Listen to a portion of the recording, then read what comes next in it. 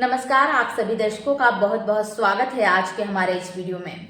दोस्तों, आज के इस वीडियो में मैं बहुजन समाज पार्टी को लेकर कुछ बातें आप सभी के सामने रखना चाहती हूँ। जी हाँ दोस्तों, बहुजन समाज पार्टी को बहुत सारे लोग ये कहते हैं कि बसपा अब खत्म हो चुकी है। जी हाँ दोस्तों, तो बसपा को खत्म कहने वाले करारा तमाचा मारने का काम बहुजन समाज पार्टी के कार्यकर्ताओं, बहुजन समाज पार्टी के समर्थकों ने किया है।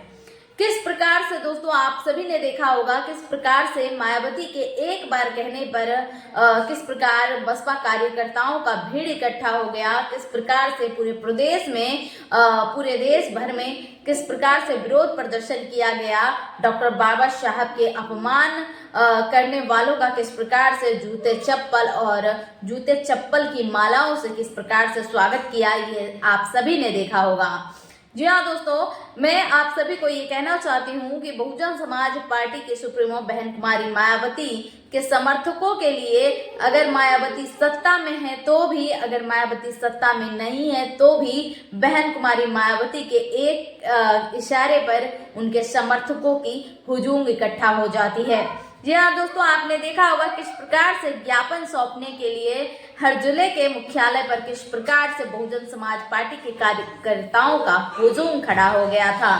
दोस्तों, बहुजन समाज पार्टी जो कि इस वक्त सत्ता में नहीं है, कई बार से सत्ता में नहीं है, लेकिन फिर भी बहुजन समाज पार्टी बाबा साहब के अनुयायियों में से एक है और बहुजन समाज पार्टी अम्बेडकरवादी विचारधाराओं को फॉलो करती है, बाबा साहब के मिशन को फॉलो करती है। बहुजन समाज पार्टी बहुजन मूवमेंट को फॉलो करती है।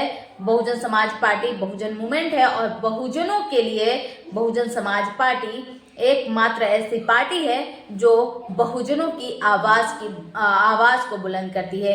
भले ही आज बहुजनों के मसीहा चंद्रशेखर आजाद कहे जाते हों, भले ही चंद्रशेखर आजाद बहुजनों की बात करते हों, बहुजनों की आवाज उठाते हों, लेकिन सबसे पहले बहन कुमारी मायावती ने बहुजनों के हक और अधिकार की बात की थी और आज भी बाबा साहब अम्बेडकर के विचारधारा पर चलती है। और हमेशा से बहुजन समाज पार्टी अगर सत्ता में, अगर बीएसपी खत्म हो जाएगी दोस्तों, तो मुझे लगता है कि बाबा साहब अम्बेडकर के पहचान को भी खत्म कर दिया जाएगा।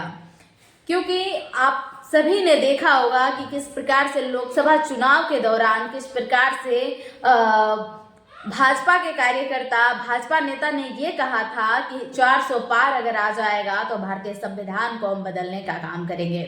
दोस्तों, ना तो 400 पार आया और ना ही भारतीय संविधान को तो फिलहाल वो बदल नहीं पाए, लेकिन यहाँ पर अब इनडायरेक्ट कहें या फिर डायरेक्ट कहें, किस प्रकार से बाबा साहब के पहचान को, बाबा साहब के अस्तित्व के ऊपर किस प्रकार से सवाल खड़ा करने वाले गृह मंत्री अमित शाह की घृणित मानसिकता सामने आई है, ये तो आप सभी जानते हैं।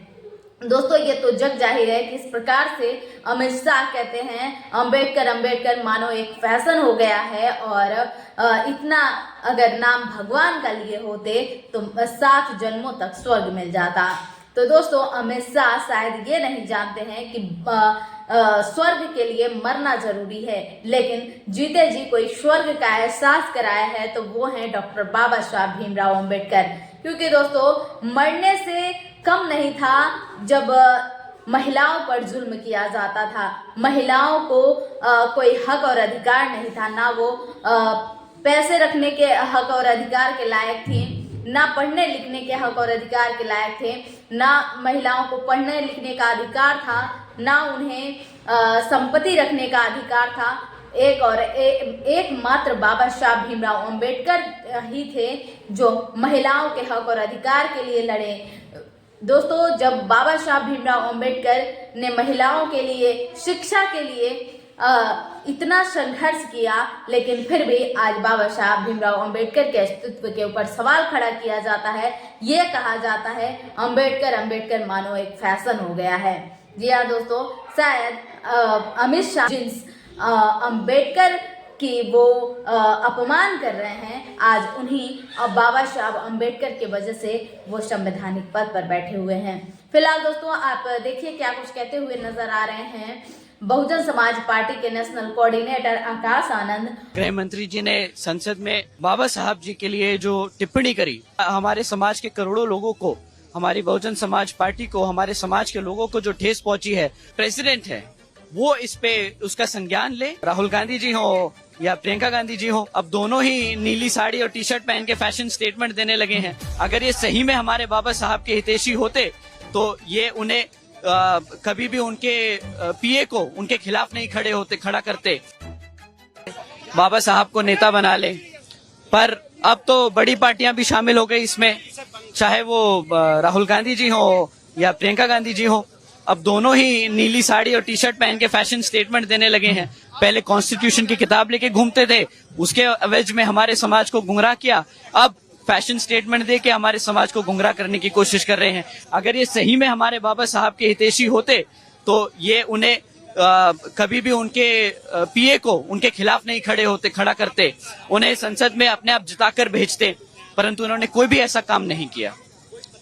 एक अटैक आपने अरविंद केजरीवाल पर भी किया हो, तो दिल्ली में एक के बाद एक योजनाएं लेकर आ रहे हैं, अटैक आपने केजरीवाल पर भी किया। देखिए वो तो आए भी पावर में इसी तौर पे थे कि भाई करप्शन है।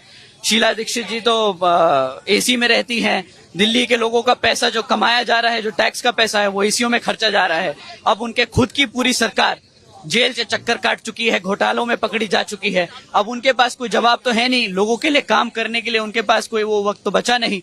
अभी जो परमानेंट जॉब देनी चाहिए उसको कॉन्ट्रैक्चुअल जॉब करके दे रहे हैं, तो अब क्या करें। रिजर्वेशन और खिलाफ जो ये लोग हैं बाबा साहब के, अगर इन्हें परमानेंट जॉब देते तो इन्हें रिजर्वेशन देना पड़ जाता, तो ये परमानेंट जॉब को ना देकर कॉन्ट्रैक्चुअल जॉब दे रहे हैं।